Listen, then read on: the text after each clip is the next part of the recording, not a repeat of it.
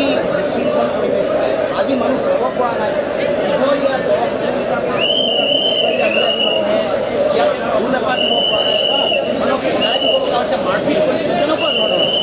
আৰু মুখ্যমন্ত্ৰীয়ে এই কামটোকে এগৰাকী মহান এগৰাকী জাতীয় নায়কক এনেকৈ তেওঁ শেষ বিদায় কেনেদৰে দিব খুজিছে, এইটো কেনেকুৱা ধৰণৰ কথা। মুখ্যমন্ত্ৰীৰ এই ধৰণৰ দক্ষতা আচলতে কি বুলি কয়?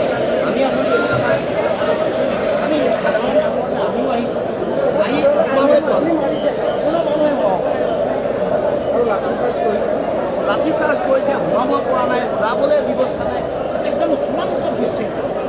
মাজত যদি ৰাখি পেলাই চাৰিওফালে ওলাই যাবলৈ পৰা ব্যৱস্থা কৰিলে তেনেকৈ সকলোৱে চাই এবাৰ ওলাই গুচি গ'ল যে তুমি চৌক এটা ৰাখিছে, ওখকৈ দিয়া নাই, তলত ৰাখিছে, খুব পৰিকল্পনা হ'ব। জুবিন গাৰ্গক কেনেকৈ দিব লাগে শেষ বিদায়, মানুহক শেষ শ্ৰদ্ধাঞ্জলি দিবলৈ কেনেকুৱা কৰিব লাগে, অতি শৃংখলাবদ্ধ সকলো মানুহে।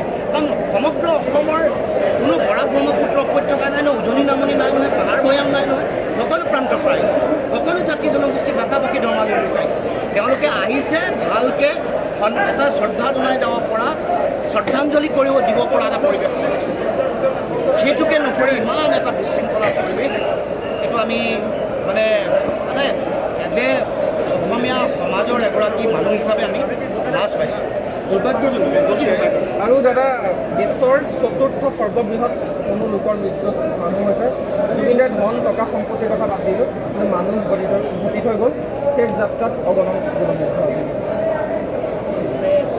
আমি আৱশ্যক জুবিনদাৰ মহাপ্ৰয়াণ মৃত্যু নহয়, আৰু এইটো মৃত্যু যিনি অপৰাজয় হোৱা এগৰাকী মানুহ, সেইকাৰণে ইমান লাখ লাখ মানুহ আছে। এইটো স্বাভাৱিক কথা আছে। ইয়াত নিখুঁতভাৱে পৰিকল্পনা কৰিছিলে কেনেকৈ মৰ্যাদা সহকাৰে প্ৰতিগৰাকী মানুহে আহি ফুল এপাহ দিব পাৰে, শ্ৰদ্ধাঞ্জলি দিব। এইটো কৰাত মুখ্যমন্ত্ৰী চূড়ান্তভাৱে ব্যৰ্থ হৈছে। কি ক'ব? অতি দুৰ্ভাগ্যজনক। আমি প্ৰায় 4 কিলোমিটাৰ খোজকাঢ়ি আহিছোঁ, ৰাইজৰ লগত খোজকাঢ়ি আহি আছোঁ। আমি ফুলৰ গীত আমি লগত লৈ আহিছোঁ, গামোচা লৈ আহিছোঁ। বিভিন্ন শেষ মুহূৰ্তত গামোচাখন বাছনিকা দিবৰ বাবেও সুবিধা নাপালোঁ। সকলো ফালৰ পৰা চেষ্টা কৰি বিপদত আমি কোনো ফালৰ পৰাই সোমাব নোৱাৰিলে। এতিয়া কথাটো হ'ল যে অগণন মানুহ বিভিন্ন প্ৰান্তৰ পৰা আহিছে, সেই আজি 3 দিন সময় পাইছে। মৃত্যুৰ পৰা আজিৰ দিনটোলৈকে 10 দিনত চৰকাৰখনে সেই ব্যৱস্থা কৰিব লাগিছিল।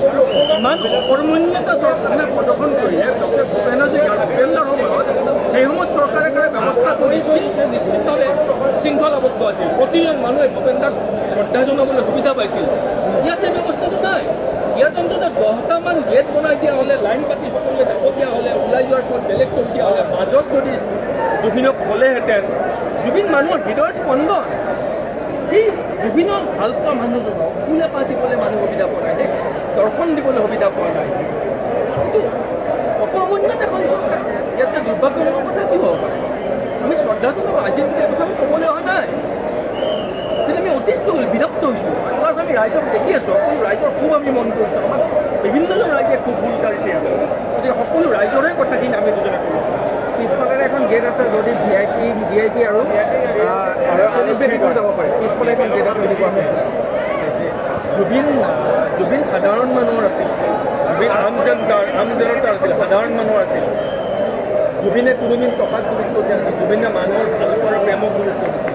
গতিকে সেই জুবিনক দৰ্শন কৰাৰ কাৰণে সাধাৰণ জনতাৰ দুৱাৰখন শৃংখলাবদ্ধভাৱে খুলি দিব লাগিছিল। ইয়াত VIP VVIP ভাগ কৰিব নালাগিছিল, সকলো মানুহকে একে দৃষ্টিৰে চাব লাগিছিল।